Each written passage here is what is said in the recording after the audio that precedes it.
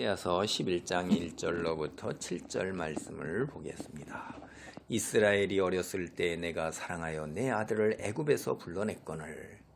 이 말 딱 들으니까 우리 벌써 금방 여러분 떠오르는 거 있죠.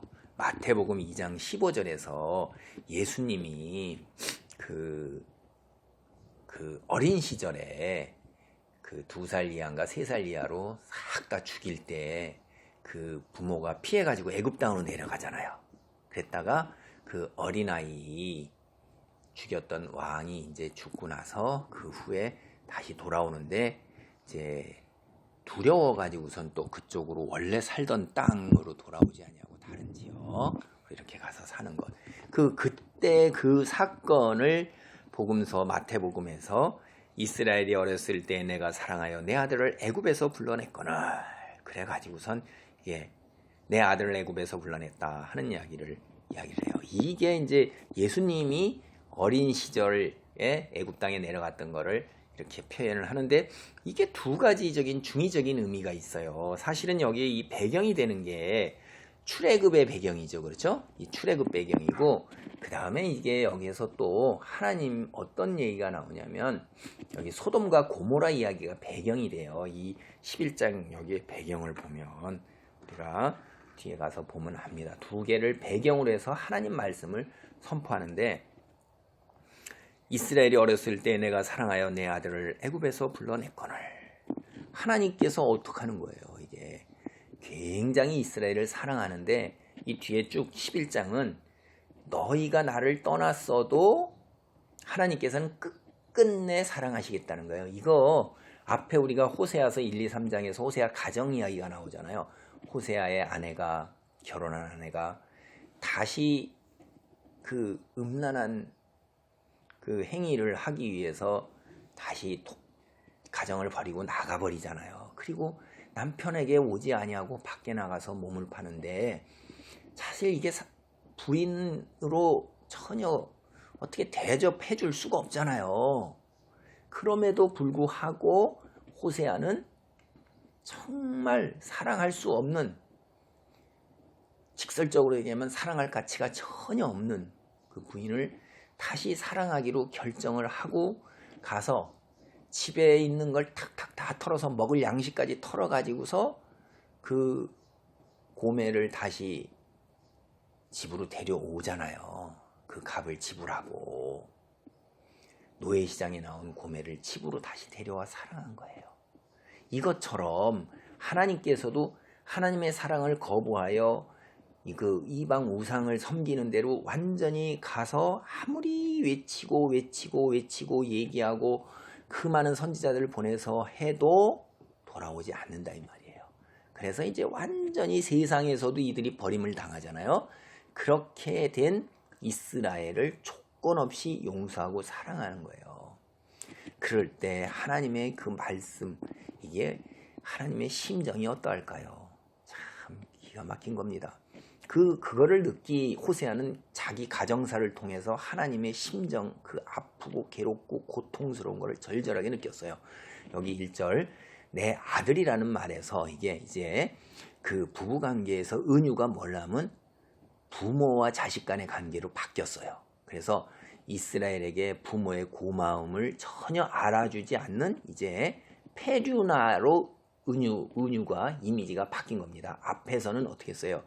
그 남편의 헌신적 사랑을 전혀 알아주지 않는 그 정말 못난 부인, 여기에서 이제 하나님께서 이 페류나 이스라엘에게 배반당하고 버림받은 부모로 되는 거예요, 이게.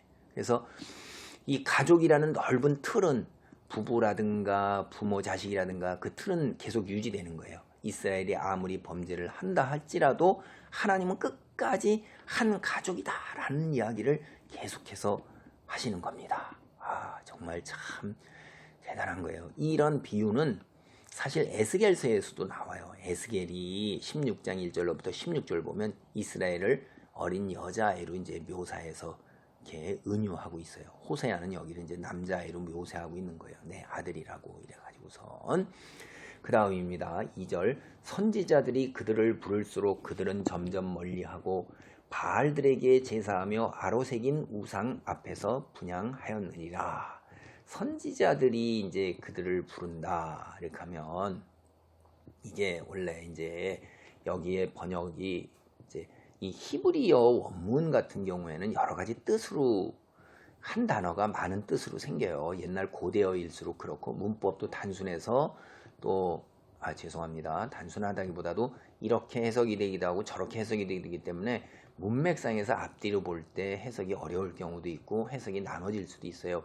여기에서는 그 영어 성경이나 새 번역을 보면 하나님께서 부르는 걸로 나와요. 내가 부르면 부를수록 이스라엘은 나에게서 멀리 떠났다.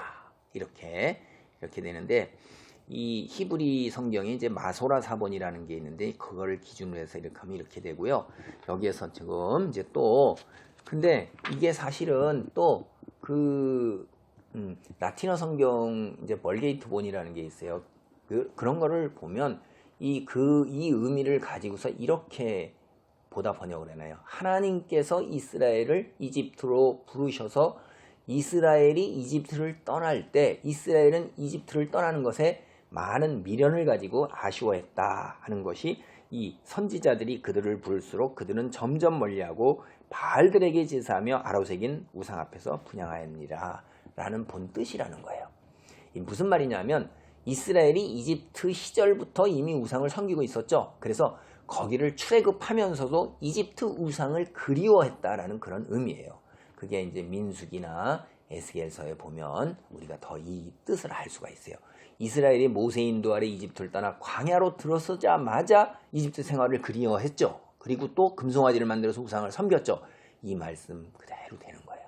그래서 우리가 바알들에게 제사하며 아로새긴 우상 앞에서 분향하였다 하는 거는 금송아지 사건, 제가 지금 말씀드린 거, 베델이 이미 금송아지를 만들었잖아요. 시작부터. 그래서 출애굽기 32장의 금송아지, 바알볼, 이거는 민수기 25장 이야기. 그러니까 출애굽 때부터 이미 이스라엘은 우상을 숭배했다 하는 거예요. 이게 참 안타까운 일이죠. 그래서 그러나 3절입니다. 내가 에브라임에게 걸음을 가르치고 내 팔로 안았음에도 내가 그들을 고치는 줄을 그들은 알지 못하였다. 사실 이스라엘이 뭐가 있습니까? 별 볼 일 없는 민족이잖아요. 우리가 아이들이 태어났을 때 젖먹이 때부터 우리가 가르치잖아요. 그렇죠? 내 팔로 안고 걸음을 가르치고, 이게 뭐예요? 젖먹이 아이를 내가 여기 안고 볼에 올려놓고 이렇게 키웠다. 아주 굉장히 애지중지하는 거죠, 자식을. 그 다음에 이게 4절, 내가 사람의 줄 곧 사랑의 줄로 그들을 이끌었고 그들에게 대하여 그 목에서 멍에를 벗기는 자같이 되었으며 그들 앞에 먹을 것을 두었느니라. 이게 4절에 이것은 이 문자적으로 번역하면은 가슴을 풀어 헤쳐서 젖을 물렸다라고 그러는 거예요. 하나님이 굉장히 자상한 어머니처럼 이들을 먹이고 양육했다 하는 거죠. 그래서 하나님께서 이스라엘을 젖먹이 아이를 키우듯이 품에 안고 키우고 젖을 먹이시고 걸음마를 가르치시고 이러셨다는 거예요. 도리도리 짝짝꿍 이렇게 하면서, 그 다음에 때에 따라 가슴 풀어헤쳐서 젖을 먹이면서 하나님의 사랑과 보살핌이 절정인 거죠. 그런데 이들이 어떻게 했어요? 하나님께 등에 칼을 꽂은 거예요. 하나님께서 이들을 얼마나 애지중지하면서 키웠어요. 출애굽 당시 이들이 보면 반석에서 물이 나오죠. 마라의 쓴 물도 하나님이 다 바꿔 놓으시죠. 독뱀의 그런 만나도 먹이시죠. 그 독사에 물린 것도 치유하시죠. 참 기가 막힌 거예요. 그런데 이들은 5절입니다. 그들은 애굽 땅으로 되돌아가지 못하겠거늘 내게 돌아오기를 싫어하니 앗수르 사람이 그 임금이 되고. 애굽 땅으로 되돌아가려고 그러는 거예요. 그들은. 그러니까 우상 숭배를 나올 때부터 했던 그걸 버리지 못하고 계속해서 완고하게 그렇게 되돌아가는데 절대로 애굽 땅으로 못 가요. 그래서 대신에 어디로 가요? 앗수르에게 가는 거예요. 이제 차이가 있는데 노예 생활, 죄악된 생활의 차이로 가는데 이집트를 주인으로 섬기는 게 아니라 아시리아를 주인으로 섬기는 거예요. 아시리아에게 멸망하잖아요. 그러니까 결국 여러분 이거를 보면 하나님께 돌아오지 않죠. 어려웠던 옛적 노예생활 죄악에서 뒹굴던 시절로 되돌아가기 마련이에요.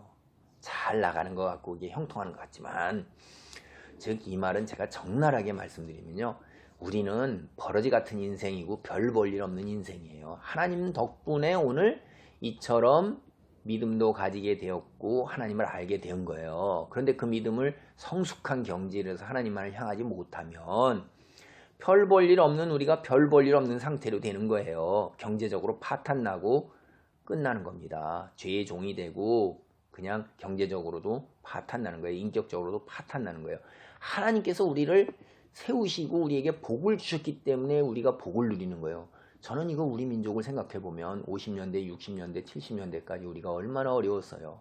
그런데 하나님께서 우리의 믿음을 불같이 일어나게 하시고 우리가 하나님을 향해서 새벽에도 제단을 쌓고 수요제단, 금요제단, 그 다음에 주일 아침 저녁 구역예배, 선교회 그렇게 열심을 내면서 없는 과정 중에서도 하나님을 향한 열심이 있었어요. 신앙은 좀 다소 말씀에 대한 것은 어두웠을지라도. 그런데 이제 먹고 살만하게 되면서부터 이 경제적으로 풍요로워지니까 이거를 가지고 물질에 대한 탐욕이 더 있어서 99마리 가진 자가 한 마리를 더 채우려고 들어요.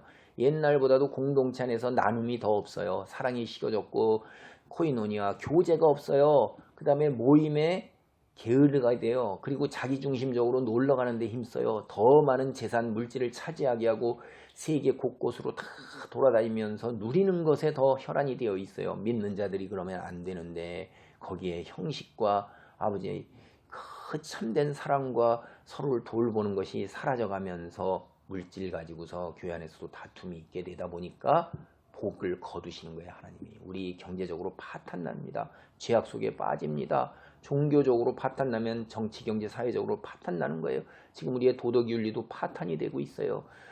안타까워요. 하나님께서 복을 거두시면 우리 삶 50년대, 60년대로 돌아가는 거예요. 이걸 출애굽에서 다시 돌아가는 역출애굽 어떻게 될 거냐? 전쟁을 통해서 될 거라고 6절, 7절이 얘기하고 있어요. 칼이 그들의 성읍을 치며 빗장을 깨트려 없이 하리니 이는 그들의 계책으로 말미암음이니라.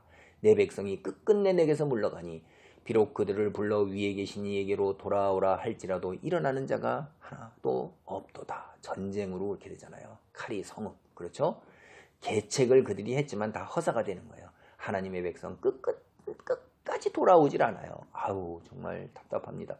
그래서 비록 그들을 불러 위에 계신 이에게로 돌아오라 할지라도 여기 위에 계신 이 요것도 이제 우리가 하나님으로 보시는 것도 있고 세 번역이나 공동 번역은 이제 바알에게 부르짖는 자기들이 하나님 대신 바알에게 부르짖는 거예요. 그들이 우상을 섬겼으니까. 그런데 어찌됐던 해석이 됐던 간에 이거는 바알은 이스라엘을 도와줄 능력이 없어요. 만든 신이기 때문에. 그 다음에 하나님께 부르짖어도 하나님이 듣지 않으신다는 거예요. 그러니까 결국 아무도 도울 자가 없는 상태에서 전쟁을 통해서 이들은 다 멸망과 파괴로 아수르로 끌려가게 된다는 거예요.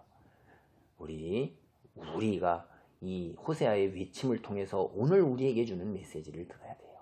하나님의 말씀을 듣고 보고 깨닫는 자리에 있기를 바랍니다. 아멘.